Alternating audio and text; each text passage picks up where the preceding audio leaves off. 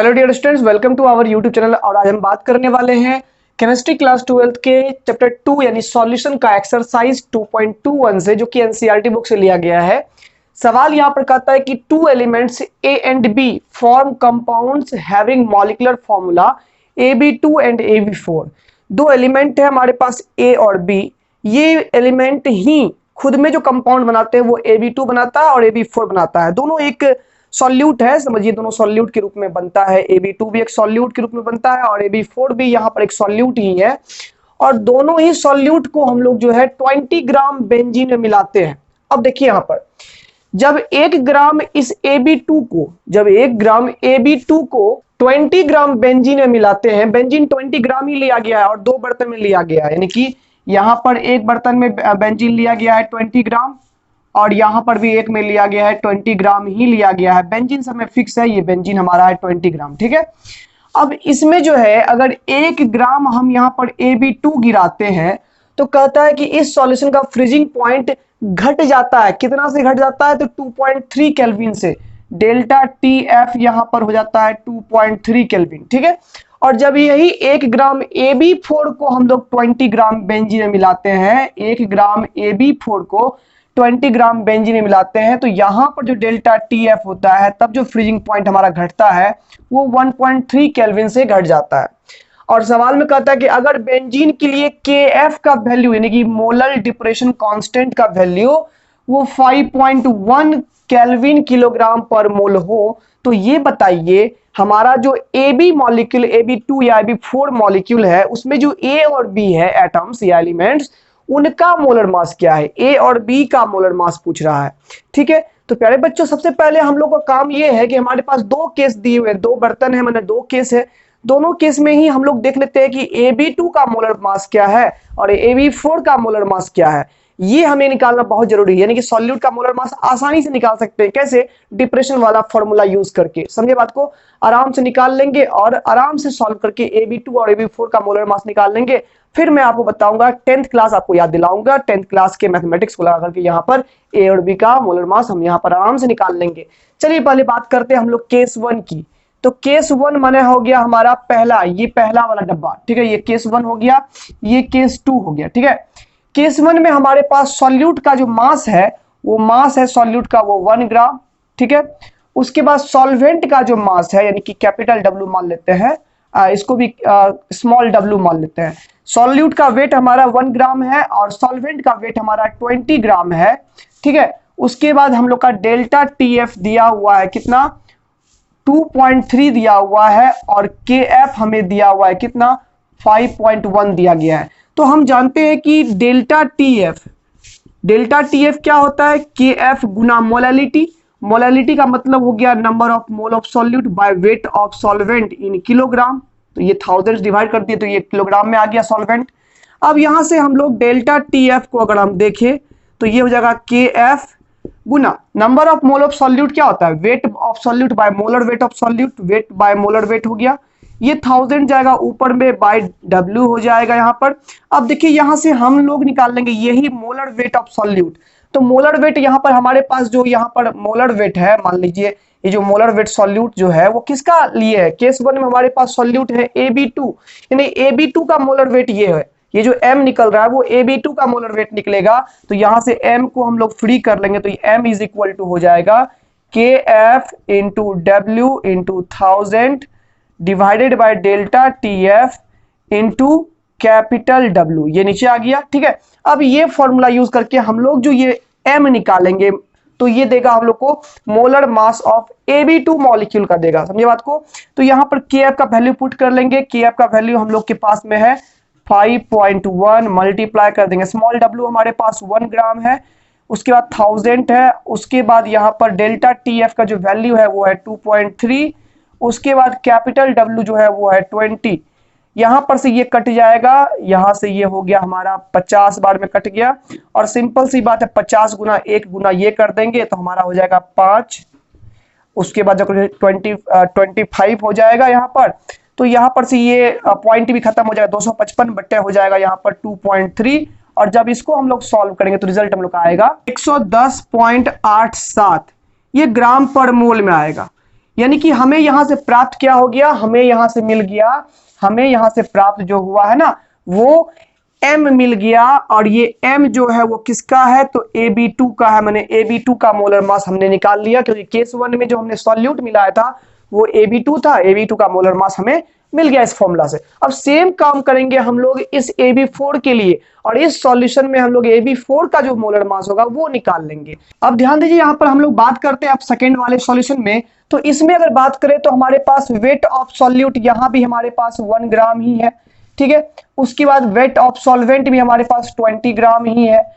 उसके बाद बात करें डेल्टा टीएफ, इस बार चेंज हो चुका है और 1.3 केल्विन हो चुका है, वहां पर डेल्टा टीएफ 1.3 केल्विन हो गया। के एफ तो हमारे पास बेंजीन है तो फिक्स ही रहेगा, 5.1 ही रहेगा।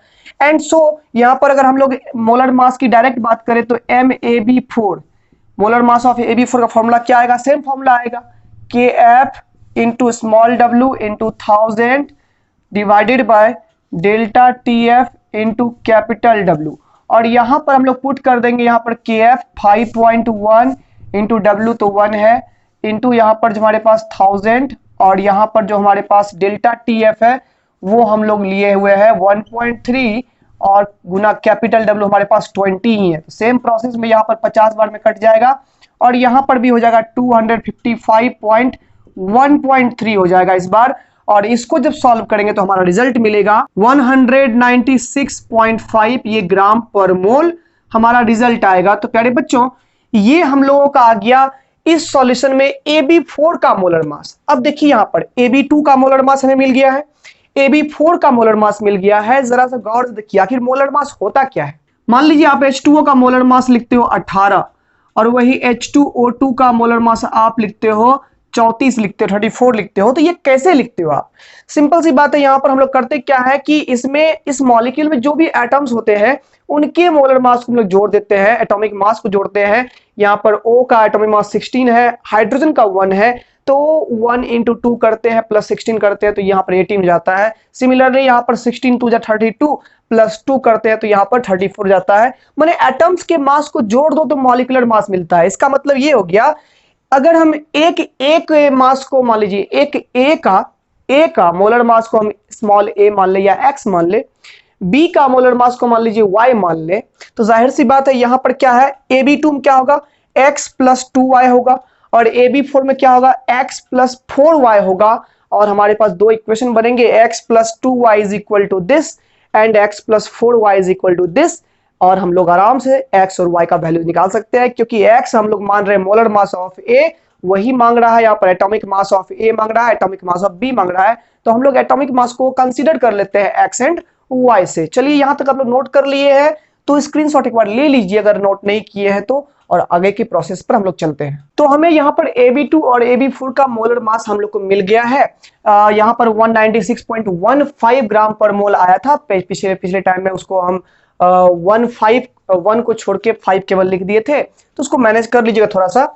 अब देखिए ये एटॉमिक मास, ये मोलर मास क्या होता है, मॉलिक्यूल का मास क्या होता है। तो सिंपल सी बात हम बता दिए यहाँ पर कि एक A और 2 B का एटॉमिक मास का सम ये हो गया, ठीक है। एक A और 4 B के एटॉमिक मास का सम ये हो गया। एटॉमिक मास हमको मांग भी रहा है और एटॉमिक मास के रूप में से तोड़ना भी है। तो यहां पर मान लेते हैं let the atomic mass of A is equal to x मान लिया कि A का एटॉमिक मास कितना है, x है दोनों में, and the atomic mass of B is equal to मान लीजिए y। अब अगर इसके हिसाब से Ab2 का मोलर मास पूछे तो क्या लिखोगे, यहां पर एक A है तो x लिखोगे, प्लस 2B है तो प्लस 2y लिखोगे, और ये हो जाएगा x प्लस 2y, इसका मोलर मास हो जाएगा जिसका वैल्यू इतना दिया हुआ है। देन यहां पर अगर हम लिखे तो x plus 2y is equal to कितना हो गया, 110.87 हो गया।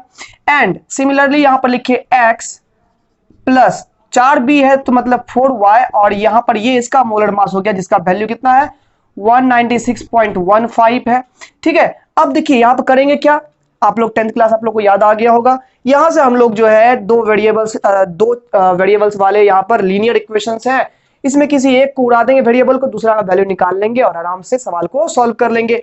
तो प्यारे बच्चों यहां पर इसको इक्वेशन 1 मान लेते हैं, इसको इक्वेशन 2 मान लेते हैं, और करते क्या है इक्वेशन 1 में से 2 को माइनस कर देते हैं। तो क्या हो जाएगा यहां पर x plus 2y is equal to 110.87, x plus 4y is equal to 196.15 minus कर देंगे तो यहां पर रिजल्ट हम लोग का आएगा, x कैंसिल हो गया, यहां पर 2y माइनस 4y तो माइनस 2y हो जाएगा, इज इक्वल टू क्या हो जाएगा, यहां पर इसमें माइनस में आएगा रिजल्ट तो उल्टा घटा दीजिए, यहाँ 15 में 7 जाएगा, यहाँ 8 हो जाएगा, यहाँ पर 10 बचा, 10 में से 8 गया 2 हो जाएगा, पॉइंट डाल दिया यहाँ पर, फिर यहाँ पर 5 आ गया, फिर यहाँ पर 8 आ गया, 85.28 आ गया, माइनस से minus cancel and therefore y is equal to 85.28 by कर दिए 2 तो यहाँ पर रिजल्ट आ जाएगा, यहाँ पर 2 4 जा 8, 2 2 जा 4, 2 6 जा 12, 2 4 जा 2 8, ठीक है। तो 42.64 ग्राम पर मोल आ गया किसका वैल्यू,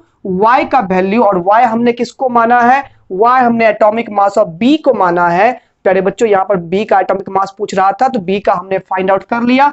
अब ये पहला आंसर हो गया। दूसरा आंसर में क्या करना है, कुछ नहीं, किसी एक इक्वेशन में आप y का वैल्यू पुट कर दो, x का वैल्यू हमारे पास आ जाएगा। तो यहां चलते हैं इक्वेशन 1 से। इक्वेशन 1 में ही जब चलेंगे तो यहां पर हो जाएगा x plus 2y is equal to 110.87। अब यहां से देखिए x यहां निकालना है प्लस 2y, y का वैल्यू 42.64 हो जाएगा इज इक्वल टू 110.87 हो गया। अब देखिए यहाँ पर 2 गुना 42.64 करोगे तो ये आ जाएगा 85.28, क्योंकि डिवाइड करने पर 2 इतना मिला था तो मल्टीप्लाई करेंगे 2 से फिर वो मिल जाएगा, और उसको उधर लेके जाएंगे तो माइनस हो जाएगा, तो ये हो जाएगा x is equal to 110.87 minus 85.28। तो ये रिजल्ट हम लोग को देगा, यहाँ पर पॉइंट के बाद 9 हो जाएगा, 7 में से 2 जाएगा, यहाँ 5 हो जाएगा, ठीक है, और यहाँ पर 5 हो गया, 10 में से 8 गया 2, 25.59 ग्राम पर मोल किसका वैल्यू आ गया, x का वैल्यू आ गया। और x हमने किसको माना है, एटॉमिक मास ऑफ A को माना है। तो प्यारे बच्चों A का भी एटॉमिक मास हम लोग को मिल गया, ये दूसरा भी आंसर हमें प्राप्त हो गया। कैसा लगा एक्सप्लेनेशन, हमको लगता है कि आसान लगा होगा आप लोग को। झूठ मूठ से आप लोग सवाल बनाने से पहले बहुत ही कुछ सोच रहे होंगे इस सवाल के बारे में, लेकिन जरा सा यहाँ माइंड थोड़ा सा हम लोग यहाँ पर दो तरफा माइंड लगाए, यहाँ पर एक मैथ्स को एक केमिस्ट्री को पकड़ के रखे, सवाल तुरंत बन गया यहाँ पर। तो प्यारे बच्चों सवाल ऐसे ही इजी होता है, बस आप सोचते कैसे हैं वो डिपेंड करता है उस चीज पर, ठीक है। वीडियो अगर अच्छा लगा हो तो लाइक जरूर कर दीजिएगा, और अपने प्यार के रूप में एक सब्सक्राइब जरूर छोड़ दीजिएगा। चैनल पर जो लाल रंग का सब्सक्राइब लिखा हो रहता है ना, उसको आप प्रेस करके वहां जो बेल आएगा, आइकन आएगा, घंटी का बटन आएगा, उसको सिलेक्ट करके ऑल पर दबा लीजिएगा। तब क्या होगा, जब भी एनसीईआरटी के न्यूमेरिकल्स हम अपलोड करेंगे तो आपको तुरंत ही पहुंच जाया करेगा, तुरंत ही उसका मैसेज आपको आ जाएगा। मिलते हैं अगले वीडियो में, तब तक के लिए टेक केयर।